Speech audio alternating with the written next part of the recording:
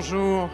Je suis ravi de voir autant de gens attirés par la vérité, car sur les réseaux sociaux, ce n'est pas toujours le cas.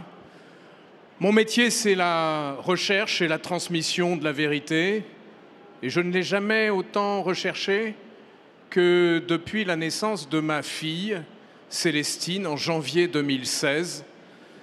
À partir de ce jour-là, et pendant 6 mois, toutes les nuits, je lui donnais le biberon pour soulager mon épouse Bérangère, qui doit être quelque part par là et que je salue.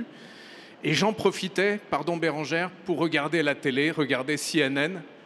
J'ai éprouvé alors une fascination pour ce que je voyais de la campagne présidentielle américaine. C'était une époque où la popularité sur les réseaux sociaux commençait à déterminer ce qu'était la vérité. C'était une époque où la post-vérité allait entrer dans les dictionnaires. C'était une époque où les trolls du Kremlin diffusaient massivement des récits tous plus délirants les uns que les autres. Et j'ai alors entrepris d'y consacrer plusieurs de mes cours à Sciences Po, d'y consacrer 4 livres que j'ai publiés sur ces sujets, dont 2 livres que j'ai dédiés à mes filles, Célestine et Augusta, parce que je veux toujours les accompagner dans un monde où la vérité n'a plus la même place. Et si elle n'a plus la même place, c'est parce que jadis, sur le marché de l'information, la vérité s'imposait naturellement. Dans un marché libre des idées, concurrentiel et non faussé, les idées vraies, tendanciellement, chassent les idées fausses.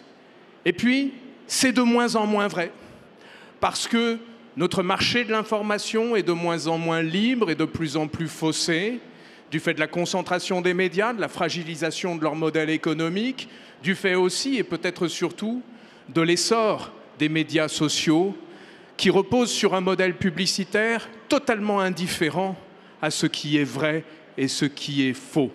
La véracité d'un contenu importe moins que sa viralité, que l'engagement qu'il produit, que la croissance qu'il génère. Et dès lors, dans un environnement comme celui-là, il m'est apparu important de considérer ce qui avait changé et ce que l'on pouvait faire. Aujourd'hui, la vérité n'occupe plus la même place que le mensonge dans cet environnement parce que des acteurs malveillants ont instrumentalisé celui-ci pour propager le faux à grande échelle.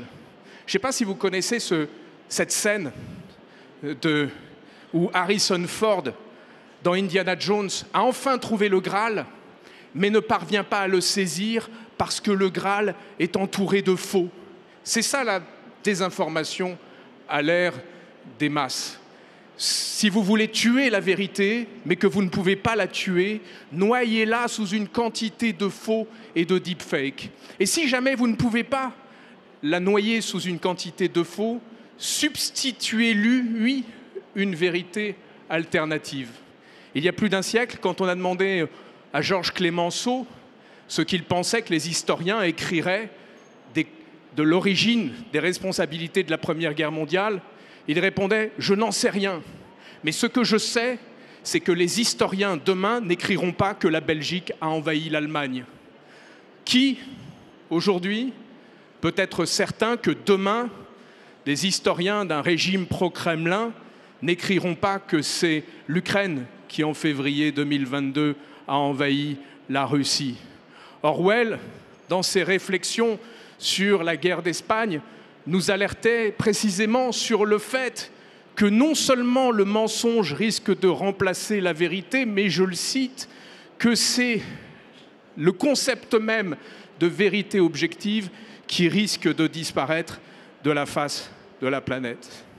Et aujourd'hui, la vérité est menacée comme jamais à l'ère de l'IA générative.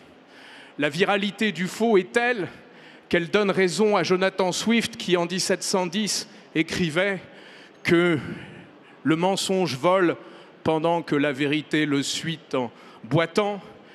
La viralité des contenus conspirationnistes donne raison à Gustave Le Bon qui considérait que les foules avaient soif de mensonges davantage que de vérité. Et aujourd'hui, plus que jamais, nous devons considérer ce nouvel état de fait. Alors ma fille, aujourd'hui, ma fille aînée, à 9 ans et demi. C'est l'âge moyen en France du premier smartphone. Et Bérangère le sait, plusieurs de ses camarades ont d'ores et déjà un compte TikTok ou un compte Instagram. Pour l'heure, elle est accro à la lecture, comme sa sœur de 6 ans, Augusta, mais je sais que cela peut ne pas durer. Et mon instinct parental, en même temps que la conscience de la gravité de la situation, me conduit à m'engager plus que jamais au service de la lutte contre les manipulations de l'information, notamment au sein du Forum économique mondial, parce qu'il s'agit pour moi de préserver la possibilité pour mes filles et pour tous les enfants de grandir dans un monde dans lequel la vérité factuelle continue de prédominer dans les espaces informationnels. Un monde dans lequel les enfants grandiront à l'abri des manipulations de l'information, à l'abri de dispositifs publicitaires, des plateformes qui captent leur attention et leurs données. Et ce monde-là, j'ai la conviction, pour terminer, que nous pouvons le construire ensemble.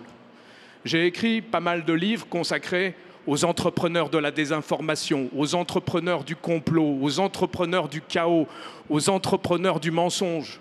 Nous devons aujourd'hui devenir et encourager des entrepreneurs de la vérité. Nous devons concevoir ensemble des écosystèmes à toutes les échelles qui favorisent la propagation de ce qui est vrai plutôt que la propagation de ce qui est faux. Que ce soit à l'échelle systémique, à l'échelle de l'organisation, à l'échelle individuelle, nous pouvons ensemble faire prévaloir le vrai sur le faux. Et pour terminer, je citerai le conseil que nous donnait le publicitaire David Ogilvy. Dites la vérité, mais rendez-la fascinante. Merci.